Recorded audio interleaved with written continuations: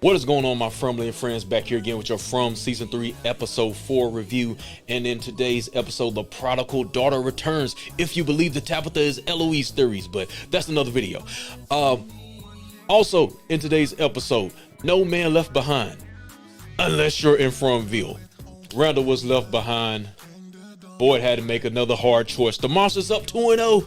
Come on, boy, we got to get you on the board, man. Let's go. And Fatima. She's drinking blood and she likes it. How's it taste?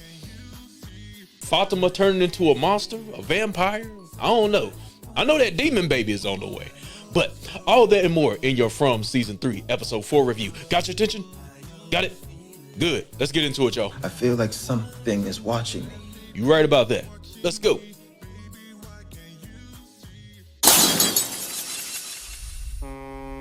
It is I, the hidden hand responsible for everything going on in Fromland, the JH Review. And it's the debut of the Fromville, baby. Go get your shirts. Go get your shirts. Your hoodies. I think I got them in caps. I'll just say teacups. Mugs.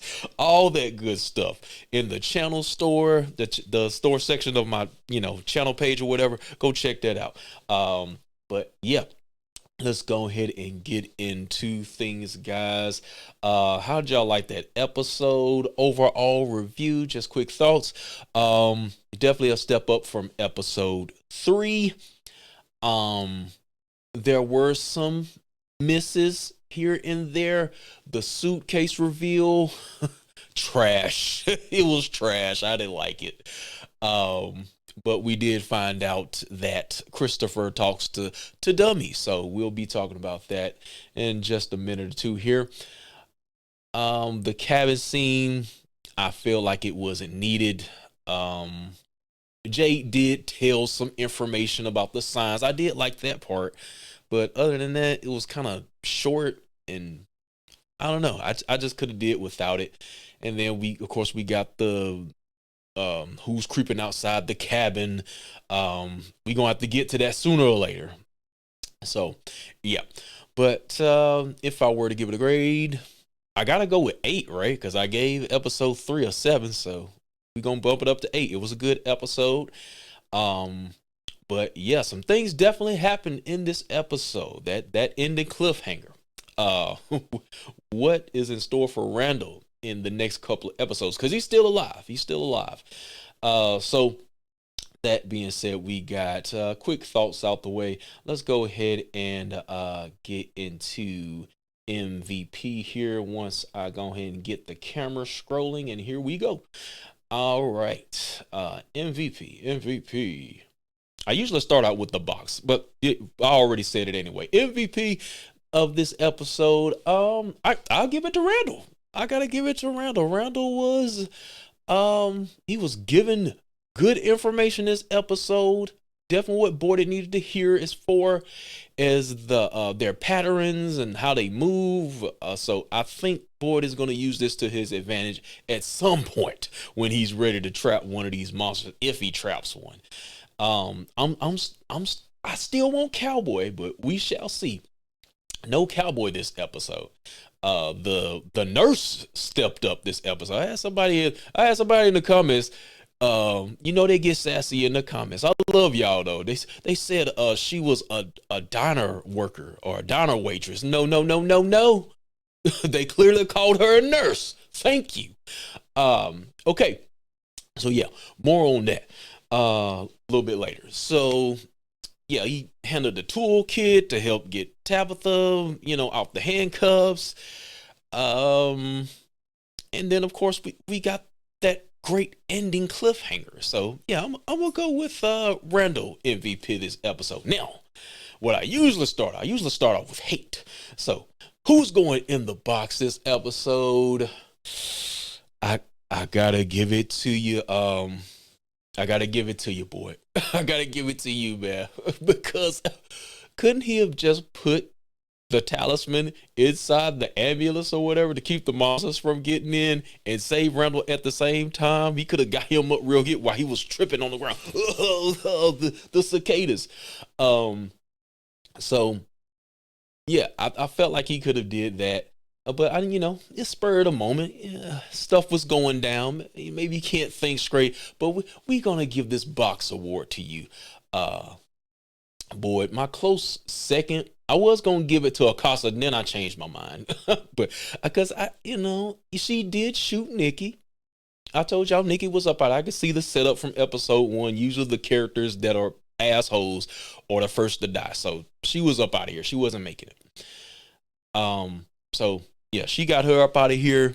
Depending on if you like Nicki or not, she may have did y'all a favor. So but yeah, she's just getting to the town, so I don't know if I can blame her. What would you do if you got to a town if you were shooting what seem to be humans that won't die? So all sense of your reality is broken, right? So with that being said, box award tonight goes to boy. Sorry, man. Sorry. Get some points on the all right. Have y'all liked the video yet? Hold on. Let me find my clip. I'm on StreamYard today. I got that live coming soon. Let's go ahead and get into today's review and highlights here. Find it. There we go. View and highlights. Let's start with old Tabitha has returned along with some friends, got 2 MTs. They didn't make it very far. And of course, new character Acosta here. We're gonna see what she's gonna be doing in the next couple episodes. We shall see if she redeems herself after the events of episode 4. Bad policing. So we have her, Tabitha, of course. They reached the tree. They came from the real world. They're not in the real world anymore. So hashtag real water. She was in the real world. So yeah, we see the crows, and I'm thinking these crows. I think the crows are connected to the monsters somehow because they seem to know every step that Boyd and crew are gonna make, and you saw they changed things up this episode when Randall was talking about their patterns, which they deviated from this episode and caught Boyd and everybody lacking. So that being said, we got what else here? Let's talk about Thomas. Fake Thomas. Is Fake Thomas friend or foe? We had Ethan picking up the phone. Who is this? This is Thomas. Your mother's coming back in the ambulance. It could be argued that he was trying to help Ethan by telling that his mother was coming back in the ambulance, or he was trying to get him outside so he could get got. But Ethan, as much as he loves to go outside that door, he has some smarts about him. He knows whoever's on the other end of this phone is not Thomas. Who really is this, right? So pass the phone over to what's his name? Jim. Of course, he gets trolled once again. For some reason, whoever's on the other end of this phone does not like Jim at all. They love trolling Jim. I believe it's the same person that was possibly on the radio, whether that be some other entity, the boy in white, those theories I've seen thrown out there. So, yeah. And I do want to go back to these pictures here. Of course, we got one with let's see here. Where am I at? There we go. Boom. We got, I guess this might be, is this supposed to be Victor, his mother, and his sister, and some dude in black behind them in the shadows? I'm not sure who that's supposed to be. Y'all tell me who y'all think this is. But definitely that second drawing here is reminiscent of what's going to happen later in the episode. with the Ford and story time with Victor and Sarah, of course. But I think it's supposed to be Victor and Eloise right here at this point. So, yeah, of course, we're going to get that. And yeah, I think I'm done talking about fake Thomas. Let's talk about Marielle. It's something about Marielle, man. A lot of people are starting to be a little bit wary of her. She's a little bit calm in this episode, while Julie and Randall are just not in their best state of mind right now. She's cooling, right? Fixing up people and stuff. But I don't know. I don't trust Marielle. I don't trust her. I think that little line she said, I always take care of my clients or something like that. It was a little subliminals. A client for what? For the entity? So yeah, I think she succumbed to whatever is going on inside of her. Honestly, she's embracing whatever it is. So what do I think exactly is going on with the three, so to say? Of course, I guess you could say I'm giving one of my videos away. This is supposed to be in a From Lost episode, but infected, so to say. So I think all three of them are infected somehow, and depending on their mentality, I guess you can say, maybe they can fight this evil that's trying to overcome them. I think that's kind of what's going on. So I don't know. I think Marielle is on the dark side. We shall see. Julie seems like she's fighting it. She feels something in the pit of her stomach. Something's not right. And then, of course, Randall at the end of the episode, I'm not sure what happened, because we had an off-camera moment. The monsters could have been trying to convert him or something like that. End of the episode, he's still alive, even though he looked pretty messed up. I don't know how he's still alive. So the patchwork they're gonna do next episode, that's what I want to see. How they gonna patch all that up? Because yeah, like his whole face was like ripped apart or something like that. But yeah, there's something about Mary. Y'all tell me if y'all think there's something going on with Marielle.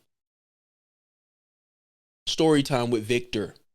Like I said, this is one of the down points of the episode for me. I did not care about that.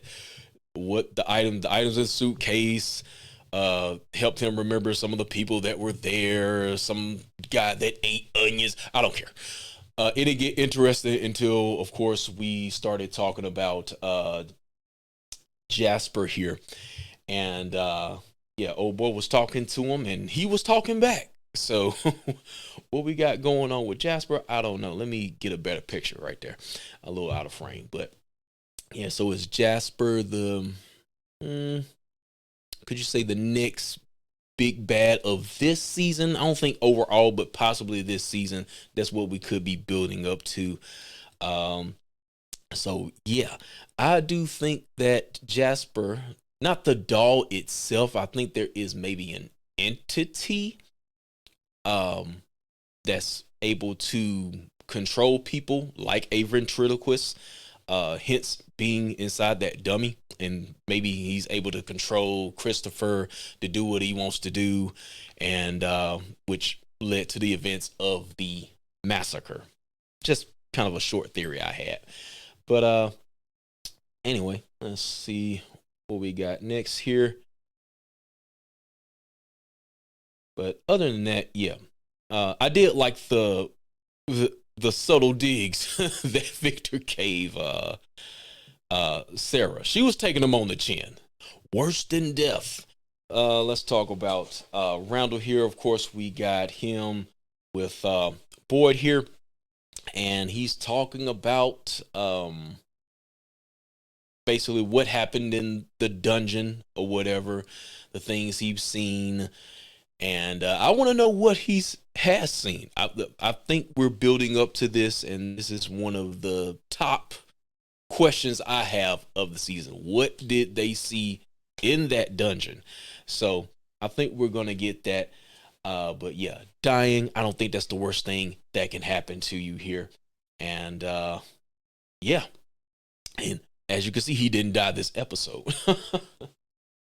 So I don't know if Randall is turning into a monster per se, or he's just messed up and the monsters did it basically as, psychological warfare. Like, hey, you let your man stay out here to get mangled up by us, and now we're gonna let you deal with the after effects next episode. There's gonna be distrust, more than likely. He's probably gonna be like, hey, this mother left me on the ground to die. All right, what we got up next? Speaking of that, let's go ahead and get into it. No Man Left Behind. Let's go ahead and get into the scene of events that happened once the monsters land on the ground here, playing coy for the EMTs. They get Father Cottred, of course, and we got Henry, who's waking up. Glad he wasn't dead. That would have sucked. But yeah, he's up and alive. Then we got Randall here. The power of Christ compels you. I don't know what he think he's doing with his talisman. And the little secretary is like, it doesn't work that way. So there's an answer for you out there. You just can't throw it up and it repels like that. So and then of course he runs like a goofy with the cicadas, and he's like on the ground squirming out, and I'm trying to, they're not real, because from Boyd's point of view, he didn't see any cicadas. He just saw Randall on the ground, squirming around like a goofy. So I guess it's kind of like in his head. Maybe the cicadas are real, but only he can see them. I don't know. Make it make sense. But yeah, so he's on the ground, and then of course we get the nurse monster here. The nurse monster, not the waitress monster. Of course, she forces Boyd to make a choice, and Boyd makes a choice. Hey, you gotta save the many and not one, right? So I think he made the right choice, even though it kind of sucked that he left them behind. And definitely one of my favorite parts right here, as he dropped probably 10,000 F-bombs that I'm not gonna repeat so I can keep my channel monetized, but y'all know. So after this, let's see. Bad policing. Let's talk about Acosta here. And of course, Nicki, her goofy ass, looks out the window. She probably shouldn't have been at the window in the first place. And she gets shot, of course, by a stray bullet. Wrong place, wrong time. Marielle tried to save her, but we know what happened. And then, of course, we are basically trying to make sense of what's going on here. So yeah, that conversation next episode is going to be interesting. And will she become a productive member of Fromville society? We shall see. But let's see. One of my other favorite parts here, when Boyd yoked her up, I thought he was getting ready to slap her. Hold on. You nailed the motherfucking window shut, Frank. That's what I thought was getting ready to happen, because he was grabbing her up like he did Frank when he was dragging him up the stairs. Look what you did. Look what you did to Nicki. So, and then we get Tabitha being uncuffed here, saying, I told you so. I know she felt so good. Vampire in Fromville. Let's talk about Fatima.